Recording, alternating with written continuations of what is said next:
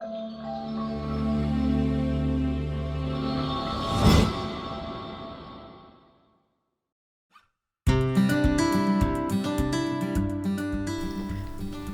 खुदावंद के ज़िंदा और बबर का नाम है, आप सबको सलाम। सबसे पहले बेसिकली ये बताता चलो कि हम इस तरह के टॉपिक्स को क्यों डिस्कस करते हैं। हम इस तरह की बातों को mind phenomena and mind control, this all the things because इन्हीं की वजह से जो एक रूहानियत है, एक क्रिश्चियनिटी है, वो इन्हीं चीज़ों की वजह से एंड शैतान का ये किस्म का हरबा है। So we want to just discuss it like खुदाम यीशु मसीह ने हमें, खुदाम यीशु मसीह के खुद के अल्फाज हैं, उन्होंने हमें नसीहत की है, तंबीह की है कि गुमराह ना हो जाना। मतलब कि इतनी हिकमत होनी चाहिए इंसान के पास, इतना नॉलेज होना चाहिए इंसान के पास एज ए बिलीवर कि वो खुदा में और शैतान की बातों में फ़र्क कर सके। उसे यही ना, अगर उसे यही ना पता हो कि ये शैतान बोल रहा है मेरे साथ या खुदा बोल रहा है, अगर ये शैतान ये काम करवा रहा है या खुदा करवा रहा है। एंड जस्ट लाइक एज के मुकाशवा 13 बाब उसकी वर्स नंबर 18 में जैसा कि हमें कहा कि हिकमत का ये मौका है। सो हिकमत के लिए ज़रूरी है कि इंसान के पास नॉलेज हो और अच्छा दिमाग हो, अच्छी सोच हो इंसान के पास, तो ही वो ऐसी बातों को समझ सकता है। तो अगर इसी तरह जैसे कि हम इन चीज़ों को एक्सप्लेन करते जा रहे हैं कि किस तरह शैतान इन बातों के ज़रिए से और ये सारी चीज़ों की वजह से इंसान के माइंड को कंट्रोल कर सकता है, अगर ऐसा ही है तो वो किस तरह हम लोग उस शैतान की बातों को समझ सकेंगे, किस तरह हमारे अंदर हिकमत आएगी और हम किस तरह उस हैवान को, उस हैवान की बातों को और ये सारी चीज़ों को समझ कर खुदा के नाम को डाल देंगे। So better we have to be just understand this things so we can make it up and ताकि हम खुदा में और बढ़ सकें, उन सारी बातों को समझ कर खुदा के नाम को डाल दें। सो आज हम जिस टॉपिक पर बात करने जा रहे हैं, that is the effect of technology on human beings and we are not gonna jump into so much researches. हम बिल्कुल इसके सिंपल से फैक्ट्स देखेंगे विद द साइंस और इवन के मैट्रिक तक अगर किसी शख्स के पास तालीम है तो उसको ये सारा नॉलेज हो गया एंड हम बिल्कुल उस बेसिक नॉलेज से इन सारी चीज़ों को रिलेट करेंगे एंड वी विल सी कि आया कि हम खुद सोचेंगे कि इनका हमारे ऊपर इफेक्ट पड़ता है, हमारे सोचने के तरीके पे, हमारी बॉडी पे, हमारे रिलेशंस पे, हमारे थिंकिंग पे, हमारी हर किस्म की चीज़ों पे इन टेक्नोलॉजी का कैसे इफेक्ट पड़ता है। So first of all we will see the medical phenomena. हम देखेंगे कि मेडिकल फिनोमेना क्या है, किसी भी चीज़ की मूवमेंट का, किसी भी चीज़ के थिंकिंग का, किस तरह से हम लोग अपनी बॉडी में, हमारे जिस्म में जितने भी काम होते हैं वो किस तरह होते हैं and how they gonna be perform, और उनका बेसिक सिंपल बेसिकल फिनोमेना क्या है। सो वी सी हियर कि जो मसल की मूवमेंट है, इवन हमारे मसल की जो मूवमेंट होती है ना, that is done by the movement of the ions. वो आइंस की मूवमेंट की वजह से हमारी मसल की मूवमेंट होती है, वो एक्शन पोटेंशियल क्रिएट होता है, जनरेट होता है, और उसी मूवमेंट ऑफ आइंस और उसी इलेक्ट्रॉन्स के बहाव की वजह से ही ये सारा कुछ मुमकिन होता है। सो इफ़ वी सी हमारा जो ब्रेन है वो हम पूरी बॉडी को कमांड किस तरह करता है, किस तरह कंट्रोल करता है, इज़ थ्रू नर्व इम्पल्सेस। और जो नर्व इम्पल्सेस हैं वो किस तरह काम करती हैं, they are also work by the movement of the ions. Movement of ions की बदौलत ही हमारी बॉडी में सारे जितने भी रिस्पॉन्सेज होते हैं वो ऐसे ही सारे कंट्रोल किए जाते हैं। So we look here that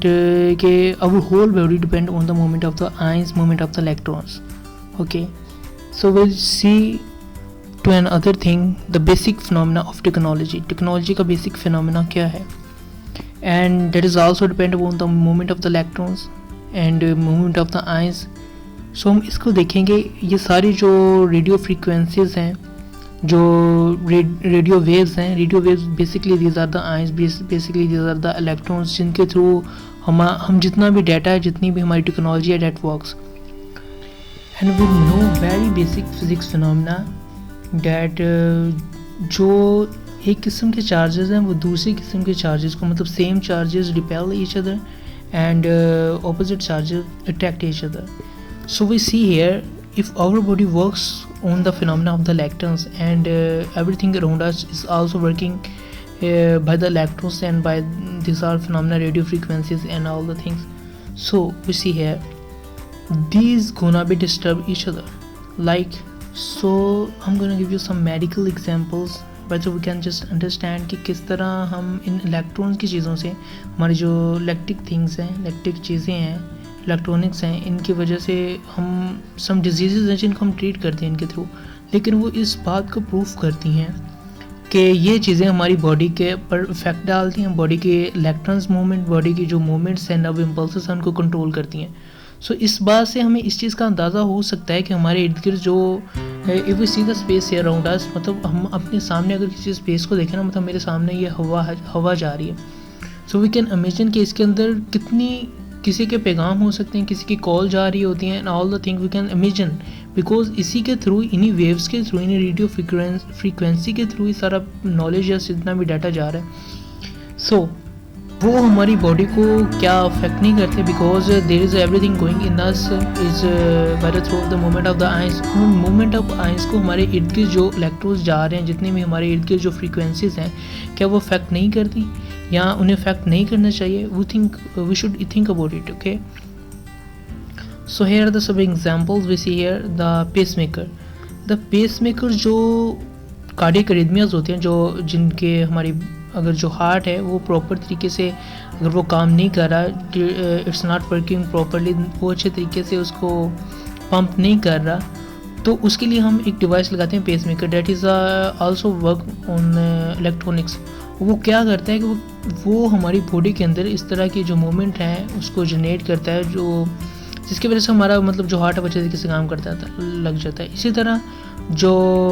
epilepsy है एंड पार्किंसन डिजीज़ है, this also by the normal movement of the nerve impulses, we can see that. सो उसको भी कंट्रोल करने के लिए एक डिवाइस यूज़ की जाती है, neurostimulator, and the phenomena is called deep brain stimulation. And here we see that कि हम इन चीज़ों से हमारी बॉडी में जो मूवमेंट ऑफ इलेक्ट्रॉन्स है उनको कंट्रोल किया जाता है। देन वाई, एंड हम जो हमारे 24 hour technology and these radio waves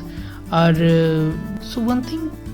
we can imagine कि ये जो रेडियो वेव्स हैं इवन के दीवारों में से गुजर जाती है, then why it can't be penetrate into our body, कि ये रेडियो वेव्स हमारी बॉडी में क्यों पेनिट्रेट नहीं कर सकती, जो दीवारें होती हैं उनके अंदर से गुजर जाती। So we will discuss its effects on the human being. या there are also good side of it, कि इंसान को काम करना पड़ता है, वो फास्टली काम हो जाता है एंड एफिशिएंटली हो जाता है, बट द थिंग इज़ उसकी वजह से हमारे ऊपर बहुत से साइड इफ़ेक्ट्स पड़ती हैं। लाइक इफ़ वी सी कि हम दिन में कोई 9-10 घंटे a normal person spend on screen, any type of screen, we can see that, mobile हो सकता है, एलईडी हो सकती है, हमारे पास कंप्यूटर हो सकता है, टीवी हो सकता है, and can you just imagine कि दिस लाइट, जो ये किस्म की ब्लू लाइट होती है, ये हमारी बॉडी के ऊपर, ब्रेन जो डेवलपमेंट है उसके ऊपर कितना अफेक्ट करती है। And according to the studies, जो हमारा फ्रंटल लोब होता है, डैट जो कंट्रोल करता है हमारी थिंकिंग को, जो हमें, जिससे हम सोचते हैं, जो हमारी चीज़ों की क्रिएटिविटी एक किस्म की जो पैदा होती है, और जो इन रेज की वजह से या इन लाइट्स की वजह से वो लोब अच्छे तरीके से डेवलप नहीं हो पाता। And it is a simple and common phenomena, we can imagine कि ये जो बच्चों का ब्रेन डेवलपमेंट है उसको बहुत हद तक अफेक्ट करता है। Like I can say that कि एक बच्चा जो कि चीज़ों को सुनता है, बुक्स को देखता है एंड चीज़ों को देखता है, वो खुद अपने माइंड में उसमें क्रिएटिविटी पैदा होती है, लेकिन जो टेक्नोलॉजी, ये सारी चीज़ें, उसको सारा कुछ बनाया, हर एक चीज़ उसको ऑलरेडी दे दी जाती है, उसको कुछ भी इमेजिन करने की जो उसकी ताकत है वो कम हो जाती है, कुछ भी क्रिएटिविटी उसके अंदर है वो बिल्कुल कम हो जाती है। And this is how we can see that. और ये जो रेडियो फ्रीक्वेंसी है ना, जो वेव्स अराउंड अस, जिसके थ्रू से ये सारी टेक्नोलॉजी काम करती है, ये हमारे जो ब्रेन है उसको अफेक्ट करता है, जो ब्लड ब्रेन बैरियर्स होते हैं उनको ऑल्सो अफेक्ट करता है। सो उसकी वजह से बहुत से जो हमारे जो टॉक्सिक केमिकल्स होते हैं, जो हमारे ब्रेन को जो ये बैरियर है वो नहीं जाने देते, बहुत सी ड्रग्स होती हैं, बहुत से ऐसे इफेक्ट्स होते हैं जो ये रोकते हैं। लेकिन अगर वो ब्लड ब्रेन बैरियर हमारे वीक हो जाएँ तो वो सारे के सारे हमारे ब्रेन पर अफेक्ट कर सकते हैं। If you gonna see next, कि जैसे जैसे we can also say that कि ये टेक्नोलॉजी बढ़ रही है, डिप्रेशन, एंग्जाइटी, हाइपरटेंशन, जो बीमारियाँ वो ज़्यादा हो रही हैं, and sleep disorder, one of the most common is the sleep disorder, because अगर नींद सही नहीं होगी ना तो no one can be recover his body on time. Next thing is lack of attention, because of less creativity जो एक शख्स है, अकॉर्डिंग टू 2018 जो रिव्यूज़ है, जो रिसर्चेज हैं, वो ये बताते हैं कि लोगों के अंदर अब वो क्रिएटिविटी बहुत कम रह गई है। दे लाई ऑन जिस टेक्नोलॉजी, अब टेक्नोलॉजी के बगैर वो कुछ भी नहीं है। They not gonna be think anything, वो हम कुछ भी नहीं कर सकते। लाइक कुछ भी अगर देखना है ना, सुनना है, हमने कुछ किसी भी चीज़ के बारे में जानना है, तो हम उसको खुद से क्रिएट नहीं कर सकते, खुद से सोच नहीं सकते। हम क्या करते हैं, इन अ मोमेंट हम गूगल कर लेते हैं, इन अ मोमेंट हम इंटरनेट से उस चीज़ को देख लेते हैं, और वो हमारा माइंड है, वो जिस उसने काम करना होता है, जो उसकी डेवलपमेंट होती है, वो बिल्कुल भी नहीं होती। So coming to the conclusion, जो हमारी प्रीवियस वीडियो थी और उसमें हम इस वीडियो को लेके देखते हैं, and we gonna be taking like the spiritual aspect, कि ये सारी चीज़ें बेसिकली हमारे माइंड पे इफेक्ट करती हैं। जो प्रीवियसली हमने देखा है कि जितनी भी हम चीज़ें देखते हैं, जितनी भी चीज़ें हमें दिखाई जाती हैं through media, through internet, through this are entertainment platforms, उसके वसीला से हमारे जो अनकॉन्शियस माइंड होता है, उसके अंदर जो गुनाह है वो एक किस्म का आम होता जा रहा है। और जो हमारा अनकॉन्शियस माइंड है, it is much stronger than our conscious mind. हम सोचते भी नहीं कि हमने ये गुनाह नहीं करना, लेकिन जो हमारा अनकॉन्शियस माइंड है, उसके अंदर एक चीज़ जो फिट हो गई हैं, जो चले गई हैं, वो हमसे वो करवा लेंगे। And it's the same like जो आज हमने देखा कि हमारे इर्द गिर्द जितनी टेक्नोलॉजी ज़्यादा होती जा रही है, हमारे अंदर वो सोचने की ताकत, वो समझने की ताकत बिल्कुल कम होती जा रही है। एंड जैसे कि बाइबल में हम देखें कि मुकाशवा 13 बाब और उसके 18 आयत में जो हमें कहा गया, हियर इज़ अ विजडम, कि यहाँ हिकमत का एक मौका है। अगर इंसान के अंदर इतनी क्रिएटिविटी और ये जो भेद की बातें हैं, जो इतनी हिकमत की बातें, बिकॉज शैतान हमसे बहुत होशियार है। जब तो हम उससे ज़्यादा होशियार नहीं होंगे, हम उससे ज़्यादा एक्टिव नहीं होंगे, तो किस तरह हम उसको एक टाइम पे जाकर, जबकि हमें ज़रूरत है उसे, और इस जो आखिरी अयाम में हमें खुदा के उस कलाम को बचाने की ज़रूरत है, उसके लोगों को खुदा